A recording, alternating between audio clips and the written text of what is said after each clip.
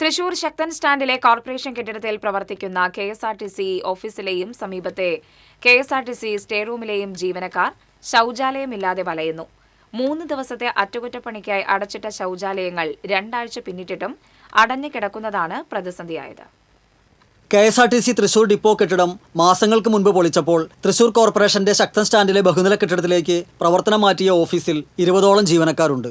തൊട്ടടുത്ത KSRTC stay മുറിയിലും 20ലേറെ ജീവനക്കാർ രാത്രി പല നേരങ്ങളിലായി വിശ്രമിക്കാനെത്തും. ഇവരുടെ പ്രാഥമിക ആവശ്യങ്ങൾ നിറവേറ്റാനുള്ള സൗകര്യമാണ് ശൗചാലയങ്ങൾ അടച്ചതോടെ ഇല്ലാതായത്. 7-ാം തീയതി മുതൽ ഇത് പ്രവർത്തിക്കുന്നില്ല. ഇപ്പോൾ ഇന്ന് 24-ാം തീയതിയായി. ഇത്രയും ദിവസമായിട്ട് ഇത് അടച്ചു കിടക്കുകയാണ്. 3 ദിവസം കൊണ്ട് ഇവിടുത്തെ അറ്റകുറ്റപ്പണികൾ അവസാനിപ്പിക്കുമെന്ന് പറഞ്ഞിട്ടാണ് കോർപ്പറേഷൻ ഇത് അടച്ചിട്ടിട്ടുള്ളത്.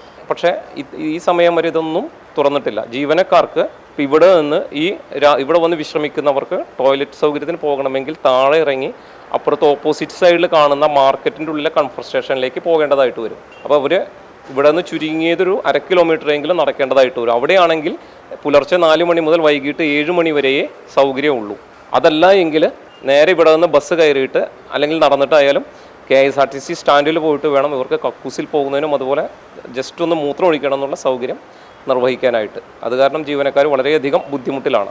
ബദൽ സംവിധാനമായി എതിർവശത്തുള്ള കംഫർട്ട് സ്റ്റേഷൻ ഉപയോഗിക്കാൻ നിർദ്ദേശിച്ചിരുന്നുവെങ്കിലും അങ്ങോട്ട് പോകണമെങ്കിൽ റോഡിലുടനീളം സ്ഥാപിച്ചിട്ടുള്ള ഡിവൈഡർ ചുറ്റി വളയണം. അല്ലെങ്കിൽ കെഎസ്ആർടിസി ഡിപ്പോയിലേക്ക് തന്നെ പോകേണ്ട സ്ഥിതിയാണ്. മാത്രമല്ല വൈകുന്നേരം 7 മണിയായാൽ കംഫർട്ട് സ്റ്റേഷൻ അടയ്ക്കും. പിന്നെ തുറക്കുക പുലർച്ചെ 4-നാണ്. എത്രയും വേഗം അടച്ചിട്ട ശൗചാലയങ്ങൾ പ്രവർത്തനക്ഷമമാക്കാൻ കോർപ്പറേഷൻ നടപടി സ്വീകരിക്കണമെന്നാണ് ജീവനക്കാരുടെ ആവശ്യം. TCV തൃശൂർ.